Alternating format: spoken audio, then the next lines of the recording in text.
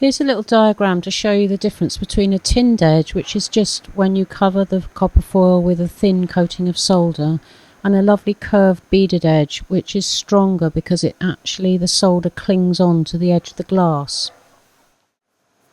I'm using my Hakko 701 for this with 60/40 solder, so nothing unusual going on here. I decided to show you on a straight piece of glass because that's a really good way to kick off with a beaded edge. I always cover the front and back with a layer of solder, so I tin the front and back first, and this is it provides a base for the solder to cover. I'll show you what I mean by that later, but if you don't do this, you get gaps in the solder at the edge. So I've done the front, and now I'm just turning it over and doing the back.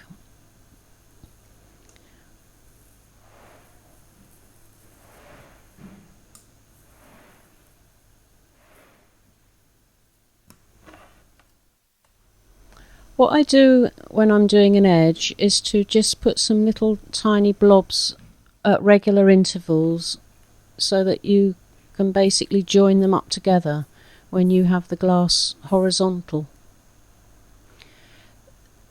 The frequency of these depends on a couple of things. One, if you've got really wide foil, you need to use more solder, and two, if the glass is quite thick, then you need to use a bit more solder as well. But it's better to have smaller blobs closer together than great big blobs too far apart that you can't join up easily. Okay, so now I've done that, I'm ready to go along the top. Don't forget to flux. Not great loads of flux, but just keep regularly because it will evaporate. Now obviously you need to hold it horizontal, but you also need to hold it on a vertical plane, so you don't want to push it forwards and backwards, and you want to keep it flat. I'm going to show you two different ways of holding the iron. The first one gives you more control, and you have to hold the tip on for longer. So I'm coming in right from the top. Can you see how that's I'm holding it very vertical, and that gives you, because it's not transferring so much heat, it actually gives you much more control. So that's a good tip to know when you get into some tricky situations and you need to slow the process down. And now can you see that I've moved the soldering iron tip flatter, and that conducts more heat onto the solder so that the process is quicker. I'm going to come up and show you on a close-up here for that. A little bit more flux. This is with a flatter tip.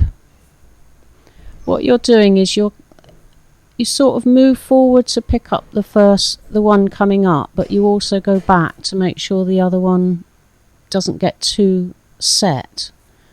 So it's in constant motion really. But you can see how it gives a really nice rounded seam edge. If you're not happy with your beaded edge and you think it's a bit lumpy, you can always go over it again once it's cooled down a little bit. Just do it quite slowly and steadily, and then when you get to the end, if you move the iron off to the side, that's the best way. Before I move on to doing a beaded edge on a butterfly wing, I just wanted to show you what happens if you don't do the tinning of the back and the front of the copper foil before you start on the beaded edge. So I'm just finishing up the edge here, and on this piece I haven't done the tinning, and this is what happens. You can see that there's no base for the edge of the solder to move along, so you end up getting these really unsightly gaps. So that's why you need to tin the front and the back face first.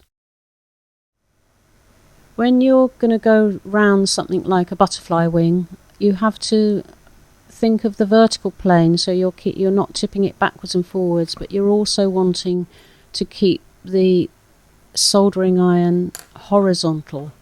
So I'll show you from this quite far shot first so that you can get the idea of how you move the butterfly around. Can you see how the iron tip is pretty much horizontal there? So I'm moving it around as the solder heats so that it doesn't drip backwards or forwards.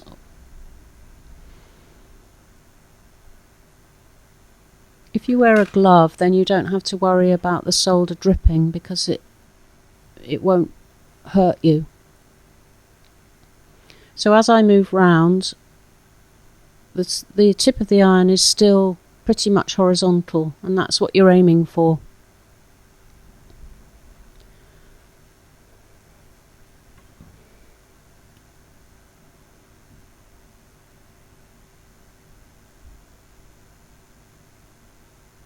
Now that you've seen how to do that from a longer shot, I'll come in closer so that you can actually see the nuts and bolts of it all.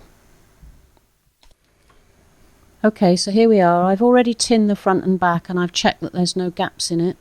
And now I'm just placing the solder on the edge so that I can join it up.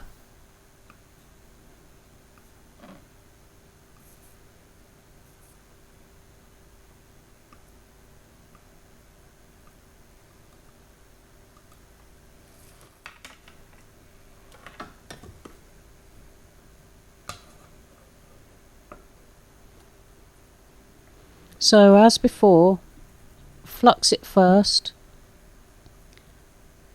and make sure that the wing, it's not so much, I've been saying it's the tip, but it's actually the wing of the butterfly really that has to remain horizontal. I'm coming in nice and flat with the soldering iron because I'm quite confident that I can cope with the speed of it. And now it's going a bit more vertical because I'm going round a bit more round a bend. So you can use the iron tip to your advantage. You can slow down the process or speed it up depending on the task in hand. I've added a bit more solder there, and instead of twizzling my hands round and getting in a mess, what I do when I get to a point is turn it round and start at the other end and then work towards the point again. So it's exactly the same principle. You're trying to use gravity to your advantage and get it to help you. So you're always moving the butterfly around. Sorry about the camera there, that's a bit unlike me. You're always moving the butterfly to make sure that the flow of the solder does what you want it to.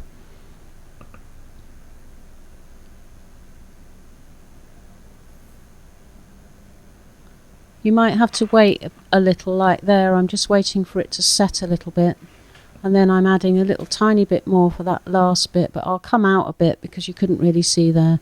So just a few more touches with quite a vertical iron to get it nice and rounded at the corner.